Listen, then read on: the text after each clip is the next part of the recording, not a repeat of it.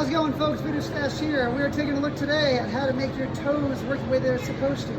Your toes and fingers should be able to do the same thing. They should be able to spread out. They should be able to work individually.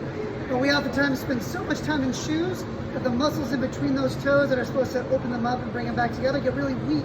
Our shoes kind of squish our feet, our toes all together like this, so they're very weak in being able to spread out. So we're going to make that a little bit better today. So one area I want you to think about first is your big toe. Your big toe is required to roll forward from your arch through that big toe, about 60 degrees of extension to be able to push you forward. If your toe is really stiff, you won't be able to do that, so you'll end up swinging your legs kind of out to the side as you walk. So we're going to fix this right now. So step number one of this series is we're going to stretch our big toe out.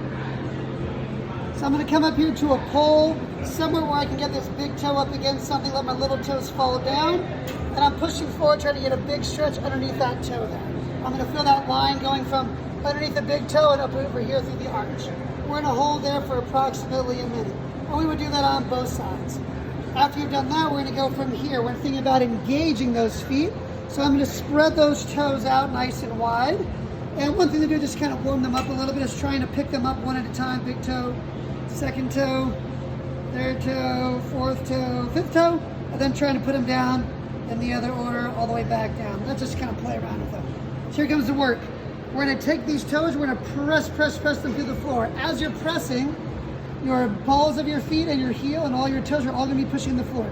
Don't lose pressure here as we go through this series. So we spread them out, press, press, press, press, press. You'll start feeling tension across these arches here. All the muscles in your feet are working.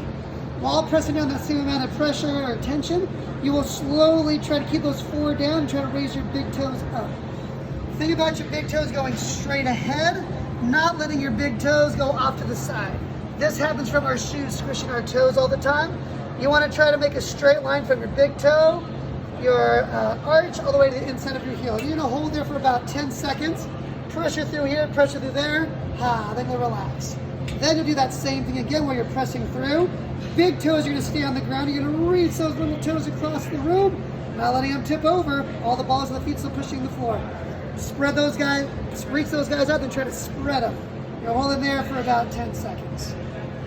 So, with that little series there, what you're going to do is you're going to learn how to spread those toes out, creating tension there to make that arch turn on better and better. And this is going to help with how you walk.